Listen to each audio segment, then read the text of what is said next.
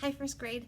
Last class when I saw you, we were experimenting with texture. You got to look all over the room and see if you could find some different tactile textures using the Sculpey. Today you're going to get that Sculpey back and you're going to have a chance to add some beads to make it into a necklace, which you get to take home today. If you finish that early, you're also going to have a chance to explore some visual textures. And I'll show you how to do that in a couple minutes. So watch the video to see how to turn your sculpture into a necklace and also how to do the visual texture, which we'll look a little bit more at next week as well. Have fun in our... All right, boys and girls, so you will have your sculpture from last class, and I've already put a string on it for you, so it's ready to turn into a necklace. But I thought it would be fun to add some beads to your sculpture as well. I'm going to take my string and just separate it into two separate pieces. Then you can carefully open up your container of beads, and there are all different kinds of beads in there. When you add beads to your piece, I would like you to see if you can create a pattern of some kind.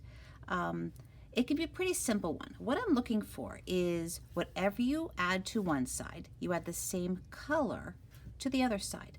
So let's say I'm going to start with an orange bead first. I'll put an orange bead on this one string, and then I'll put an orange bead on this string. They don't have to be the same bead. As long as it's the same color, that's what I'm looking for. Maybe next, let's see. Oh, here's a pretty purple one. Some of the beads have tiny holes in them, so they could be a little tricky to put through the string. Just do your best. I'll pull that through, and I have to look for a purple one on the other side too. Ooh, here's a pretty purple one. It's not the same bead, but it's still purple, and I like this one, so I'm going to use this one too. If you want them both to be the same, that's fine. You can make them the same. As long as the colors are the same, that's what I'm looking for. Keep adding beads up the sides. You may add just 2 beads if you want, or you could add as many as 10 beads to both sides. So if I add 10 beads here and 10 beads here, how many beads is that in all? If you said 20, you're right. So you can add as many as 20 beads. I'm going to keep adding a few more beads to mine. But again, you may stop anytime you wish. Once you're happy with the way it looks, then we have to tie a knot so that all of our beads don't fall off. Here's how to tie the knot. Your 2 strings go side by side, all the way up like this. I'm going to take this end and make a little loop. Then I'm going to take these 2 ends and put it under that loop. So it looks a little bit like a pretzel. I'm going to pinch those 2 ends. Make sure you get both strings and carefully start pulling it. Now we don't want our necklace to be too little. It still needs to fit over your head. So I'm going to pinch this little opening right here, and I'm going to pull it toward the edge of the string, and that will make the opening just a little bit bigger. So here's my necklace, and the beads are tied inside, and hopefully it'll still fit over your head.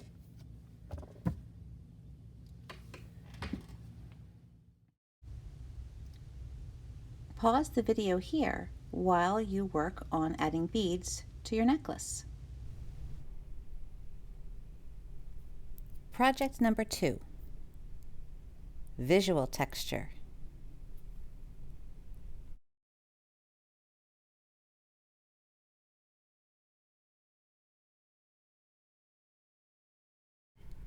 Pull a piece of paper out of your swirly covered art book and using a dark colored crayon, black or blue or green, draw one long, wiggly line.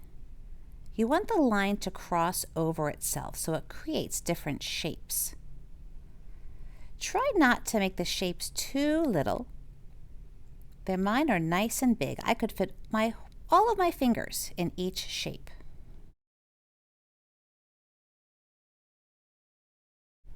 Next, you will need some of these rubbing plates. You probably already have 2 or 3 at your desk. Each side has a different feel to it. Put your paper on top of a rubbing plate and color in one of your shapes. You'll notice a texture, a visual texture, begin to appear in that shape. Next, try flipping that texture paper over. Now, color in a different shape with a different color. Do you get a different visual texture? Yours will look different from mine. Once you've tried that rubbing plate, try a different one. Try each rubbing plate you have, coloring one shape at a time, flipping the plate over, and coloring another shape. You probably won't have enough different textures to color in every single shape. So try coloring in 2 different shapes with the same texture. I'm using the same side of this texture sheet for 2 different shapes on my paper. Keep coloring until all the shapes are filled. Boys and girls, I hope you had fun exploring the different textures today, especially the new visual textures. If you didn't finish coloring in that piece of paper, don't worry. We can work on that again next class. I didn't really think you'd be able to finish the whole thing in one class. I just wanted to make sure you had enough to do to keep you busy for all of art class today. So next class, we'll finish up with your visual texture coloring, and we're going to do even another texture project where we're going to work with both visual and tactile textures. I can't wait to show you next week.